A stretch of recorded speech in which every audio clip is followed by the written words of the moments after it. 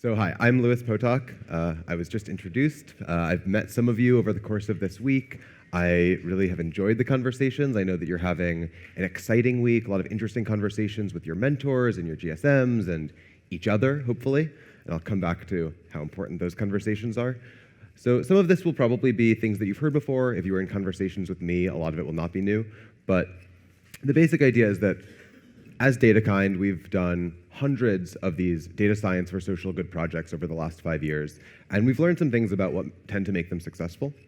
So I will try and share that with you, but I'm also very cognizant of the limits of advice in this forum, so I'll try to get around that where I can and share some stories from the groups that I've spoken with this week and specific challenges they're facing and try to draw out general lessons from those.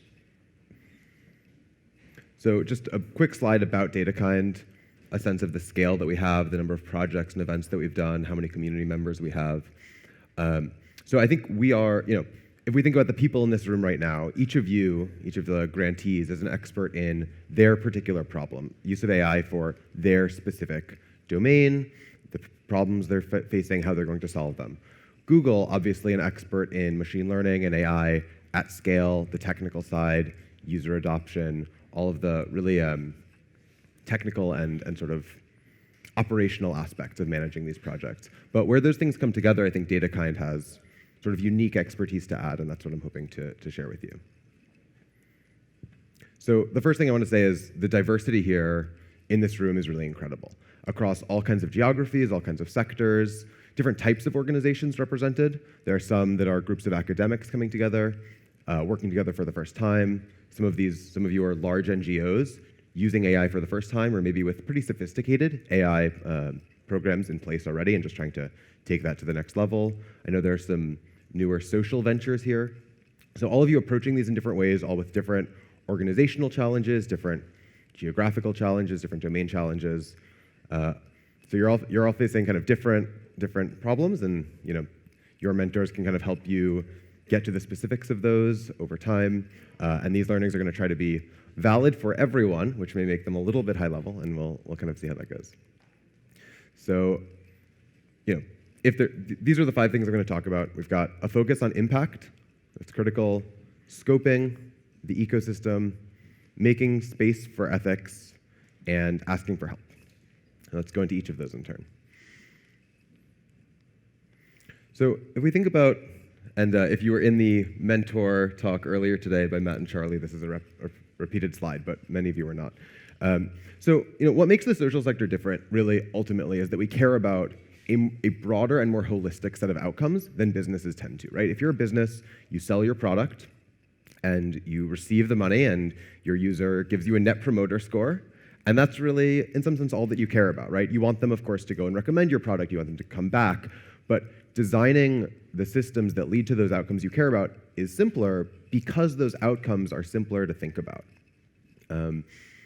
It's a lot harder in the social sector, where what we're trying to achieve is positive social impact, the flourishing of humanity, right? Social good. There's like a very complicated set of issues to think through. I'm not claiming that there is a solution to this, right? I'm not a philosopher. Each of you will have different understandings of what impact means for you and for your organization. But I encourage you to think about that really explicitly in the course of every decision that you make, ever, always, all the time. And I know that, again, some of these organizations are new and may have kind of less well-established ways of thinking about that impact. Some of you are slotting AI into existing programs, and you may have really well-defined senses of what that means. You may have publications talking about your theory of change and the impact that you're trying to have. What I like about this is that it really forces you to see impact as kind of the last thing that happens, and everything else needs to feed into that in some way. And when you're fitting AI into like your activities or even your outputs, right, you're optimizing some small piece of what you do, it's easy to forget that kind of traces down, has these downstream effects on your impact. I'll just give one example from an organization I was talking with yesterday. So they have built an app that is meant to help deaf people and help deaf people communicate. And many of their users are deaf, but also many of their users are hearing. They use it to learn sign language to communicate with their friends or relatives. Or they're students of sign language who don't know any deaf people at the moment, but will sort of use this app, learn sign language better, and be able to sort of create this more welcoming world for the deaf. And so how do you think about impact in that kind of situation, right? Which of those user groups do you prioritize most? Which features are you going to build next if what you're ultimately gunning for is social impact? There's no right answer, right? But when you think about all of your decisions through the lens of that impact, and this is true for data projects and non-data projects, I think that really changes the way you think about it and forces you to develop a shared language around it. And when we think about how we get from where we are now to the impact that we want to have, there are a couple of different kinds of risk that we've identified. And I want to talk about each of them in turn. So if we start at the left side here, you have your challenge and you want to build some kind of technological tool, some new technology, some product, some app. And there are technical challenges there, right? And those are, in some cases, immensely difficult, right? You want to gather a massive amount of data and process it in real time and train a model to do something complex better than humans could ever do it. And I'm not trying to minimize the challenges there. I expect that's where many of you will spend most of your time for the next several years, managing that technical risk, and that may be appropriate for you. But I want to situate that within this ladder of other risks along the way to what you ultimately care about, which again is that impact. And also I'll point out that if we think about where kind of Google can help and provide resources, I think that technical risk is really the key place, right? You've got AI mentors, you've got world-leading experts, access to incredible cloud computing infrastructure. So that technical risk is a big part of the problem, but really only part of what you need to be thinking about. There's also adoption risk, and that's going to be kind of different for each of you, depending on your context and what you care about. That might be users, right? It might be consumers who download your app or not. It might be other parts of your organization that are willing to use your solution or are not willing to, right? It could be sort of anticipating the scale risk, other organizations in the sector, right? Other NGOs, other companies using your API, right? There's this sort of people, once you build your product and once it works, you don't know whether people, for one group, it's whether they can get motorbike drivers to put their sensors on those motorbikes. They can measure the air quality all around the city. So that's another kind of risk that's severe and where I see a lot of organizations fail, right? They build something great and they haven't thought about getting it out into the world and how to make it actually do anything or sort of like be used by anyone. And again, Google can help with some of that. Some of that is user experience design and user research, and Google is certainly very experienced at those. But there's also a level here that requires your domain expertise or your connections within the sector, your ways of getting buy-in within your organization, right? Your understanding of the politics of your organization or what kinds of arguments are convincing, how you can make your new solution sound appealing in the language and with the priorities that your organization or that your sector already knows how to value.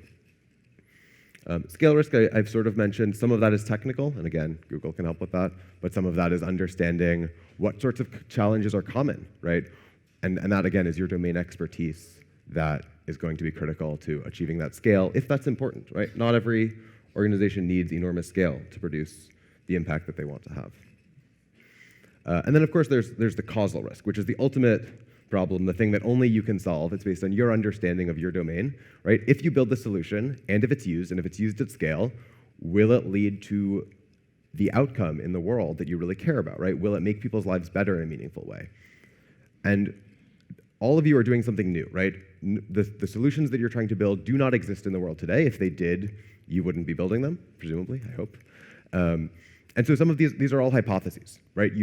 This is a causal risk. It's not a causal checkbox that you're going to solve once and for all right now, this week, and then go on your way, right? You're going to put something out into the world, and you're going to have to look at whether it passes this causal filter, right? Whether it achieves the impact you want it to have. And you'll have to be getting signals from the world about whether it's done that. And so what I'm encouraging you to do is be really broad in what you're looking at there. Not just the 6 measurable things that you're going to make as key results as part of OKRs this week, though those are important and helpful, but ultimately what's out in the world, what your users are doing, the things that may not be able to be measured quantitatively, right? You're going to want to go out there and gather that information, get a really fine-grained view of what's happening in the world, and then you're going to have the difficult, almost ethical or philosophical work of understanding how to value it and whether you're achieving the ultimate highest level kind of impact that you want to achieve. And one really specific tactical piece of advice that I have around this is that it's very hard to do all that stuff I just talked about if you are focused on who is sending out the email next week, who owns the relationship with this contact, what needs to, what report needs to be delivered by the end of the month. So I've seen, certainly there's a separation of roles that needs to exist between what might be called a project manager, who is responsible for the very tactical, operational, are we going to even meet these OKRs, right? How do we have the infrastructure to measure it, versus what I might call, or what the NGO world would call a program officer, which is someone who's responsible ultimately for the success of the project in the abstract, whatever that means. And so that might be the person who midway through says, you know what, these OKRs are totally wrong. We could hit them and still we wouldn't be successful. So those could be the same person if they're very, very good at context switching and like acting. But often I find it very helpful to separate those two roles completely. And again, this is something that is not unique to the social sector, but attains a particular importance in the social sector because, again, that sense of what impact means is so much harder to think about and so much more diffuse and kind of fuzzy and hard to grasp. Okay, now we're getting, that's sort of the highest level things that I'll say. The rest of these are a little bit more tactical. Scope is really important. And scope is particularly important in data science, where it's much harder, I think, than in software engineering or lots of other fields. And this is where a lot of projects fail. So, very simply, right, how long are things going to take? How will we know when they're done? Will we know if they're successful? Are we going to be able to do this project at all? And of course, once you start looking at data and trying to do exciting things with data, it's very easy to go down these rabbit holes and explore something sort of for the sake of exploration because it's interesting, because you're passionate about the topic, but not in a way that points towards what you're ultimately trying to achieve. A very, I think, relatable example from one of the groups I was speaking with yesterday is that they want to build a new model, a machine learning model, to do something that they haven't done before, right? And the first step is to figure out whether they have the data that they need in order to do this. And then the next step is to figure out whether they're able even to build a model that predicts the outcomes they care about predicting. And only then are they going to be able to build this into their production system so that they're making these automated decisions at scale based on this machine learning. And so we were talking about this challenge of, well, they'll need to hire engineers to build the production system. And they'll need to start hiring those engineers well in advance of when those engineers need to start working. But how will they know kind of how long that first phase will take, right? And how do they think about the risk that they'll go through this modeling process and discover that there's no there, right? If their data scientist takes 6 months and says, sorry, we can't build this model, there's not enough signal in the data, right? What are they going to do with all those engineers that they've hired to build the system? It's not a solved problem, right? It's very challenging. The best ways that I've found to mitigate it are through iteration, right? Really careful delineation of what's going to happen in a very short period of time, and then after each of those, reassessing kind of the next direction of the project, rather than having kind of a long roadmap up front. That's, again, not a new idea, but one that I found really important for data science projects, and especially for organizations that are just developing those data science capabilities. The third suggestion that I have is to consider the ecosystem. And I mean this really broadly. I don't mean the environment, the sort of planetary global ecosystem, though for some of you that may be relevant. What I mean really is just a sense of all of the people or groups or entities that are involved in your work and in the ultimate, again, like the impact that you're trying to have. So the most direct advice that I have, right, is that you're here and there are lots of people at your organizations who are not here. So you're going to go back to work Monday or Tuesday and you're going to have to get them on board with whatever new ideas, new perspectives you have this week. And if you don't do that right, then your project is less likely to be successful. But there are a variety also of other actors in the ecosystem that we might want to think about. This is DataKind's kind of diagram of what makes a data project come together. So you have expert data scientists, you have the data sets, the problem, the social actors, subject matter expertise, and funding. And now I think most of you have most of these. Funding maybe was the missing piece, but you're here, so that means that you have it. Congratulations again. But what I like about this is that it gives you a sense that you're at the center. Your role is to do some execution, but also to bring together all of the different actors who might have a hand in this, who might give useful advice, whether that's partnerships with other organizations doing the same things, partnerships with universities who can help with the technical aspects of what you're doing. And then, of course, what's missing here actually is the ultimately the people who will benefit from the solutions you're having. And they're an important part of everything that you do. And the sooner and more often that you talk with them and with all of these other actors in the ecosystem, I think the more successful you'll ultimately be. I want to talk also about ethics. I know there's been some conversation about ethics this week already.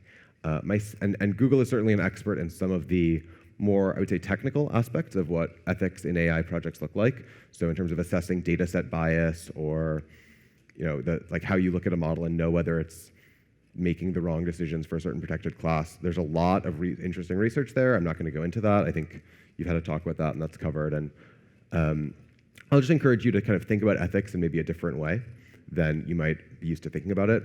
So ethics, ultimately, I see as, first of all, a process rather than an outcome.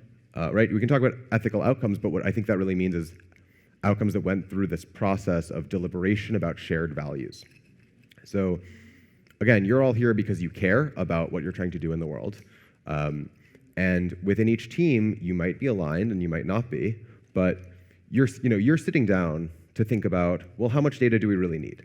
And how quickly can we launch? And what should the user experience look like? And if ethics is not baked in as a part of that process, as an explicit carve-out of where you discuss where you may be disagreeing about that, then it will fall by the wayside. That's sort of guaranteed, right? If it's not brought up, it won't be talked about. And if it's not talked about, then it won't be incorporated into decision-making in any kind of an agreed-upon way. So I'm encouraging you to make that space for it. Here are some kind of specific tips, accounting for vulnerable stakeholders, feedback loops, thinking about values that might be not embodied in your algorithms or that your partners might not share, right? This is beyond your specific organization, is beyond the people in this room. This goes to sort of everyone who touches it in any way, which ultimately means the whole world. You're not going to convene the whole world to talk about ethics, but the broader you can make those conversations, I think the more enlightening and useful and they will be, and ultimately the more ethical the things you do will be. And finally, I'm going to encourage you to ask for help. So you're here, you've received a grant, a fairly large grant from Google, and you've been provided with these GSMs and these AI mentors, and you're being given a lot of coaching this week, a lot of speakers, some of whom may be interesting, some of whom might be less interesting. And then you're going to go back on Monday or Tuesday, and you're going to continue working on the things that you've been working on for maybe years now. And like, where does all this Google mentorship, Google help fit into the work that you've been doing? Like, maybe you'll have some notes, and you'll give a share out to your teams, and you'll call your GSM once a month, and you'll say like, hey, things are great, I got to get back to work, bye. And you'll come back here or to another convening for a week. But I think there's a lot more possibility in terms of asking for help, and in terms of receiving really valuable help from lots of different groups. So I'm going to talk a little bit about a breakdown that I see. I don't know, could you raise your hand if you're familiar with Stack Overflow? Okay, most of the people in the room, great. So it's a site for software engineers to ask each other questions in kind of a forum. And this is one of my favorite Stack Overflow questions that I've seen. Our company is trying to build a social network recommendation engine from scratch. What language should we use? What techniques or algorithms could we use? What platforms or services could help us to build the system? Thank you very much. And so, right, there's like an art to asking for advice well. There's an art to knowing what you need and to scoping that. And I think that what this gets wrong is actually that it loses a distinction that's important between what I'll call instructions and what I'll call coaching. So instructions is like, I know where I want to go. I can define it. I can put it into a map. And then all I need to know is like, what are the steps that I take to get from where I am now to that desired point, right? Physical navigation is a really good example of this. You put in Google Map where you start, where you're ending, and you get a set of steps that takes you there. As an aside, this is instructions to go from where we are now to the beach, which I highly recommend. It's a beautiful beach. It'll take 25 minutes by car, apparently. Coaching is much harder. Coaching is about where do you want to go. And that's not a simple process, right? It's not where do I want to go. That's not if you knew the answer, if you could phrase the question that way, you wouldn't be asking it. What I really want to know is, what should I value? Where should I want to go? And what kind of a person will I have to become in order to get there? And Unfortunately, that's not a question that can be answered on Stack Overflow, right? Or in a 30-minute talk or in an hour-long discussion with your mentor. That's about relationships, right? You're going to be changed by those experiences by getting coaching. Maybe in a good way, I hope. And it's really relationship-driven. It's specific to you and to your circumstances. And again, it's going to change you. It can be uncomfortable. It may not be what you want, right? You may think that you don't need it, and that's fine, and you're going to take the money and do the minimum interaction with Google, and maybe you will be successful. But I think that there's a space for this in terms of a deepening understanding of what you should value or what you want to value, if only you could sort of pose the question that way. And I find it really helpful to think about this distinction and to be clear in each area where I need help about which of these two things I'm asking for. And I'll say, when we think of who are you going to ask for help or who will you be receiving help from, Google is obviously one example, right? They've made a lot of resources available, and I think that one key to success with that relationship is going to be being very proactive, right? Asking for lots of things and hearing no. You're not going to harm your relationship with them by asking for too much. They have immense resources available. They can help you with lots of things. I've already had some conversations with the Google folks about what that might look like and what kinds of resources they can bring to bear, but the onus is going to be on you to ask. And the other thing is each other, right? You're all at the forefront of using AI for social good. You're some of the leaders in this space around the world, and there's an incredible community in this room today. And I hope that community continues to strengthen itself, and you'll have lots of things to learn from each other. You'll develop these relationships. This week and the next two one-week sessions that you'll have will be great opportunities to do that. And I think if you do that, then your projects and the world will be better for it. And I would encourage you to do that. I think that's all I had. Cool. Thank you for your time.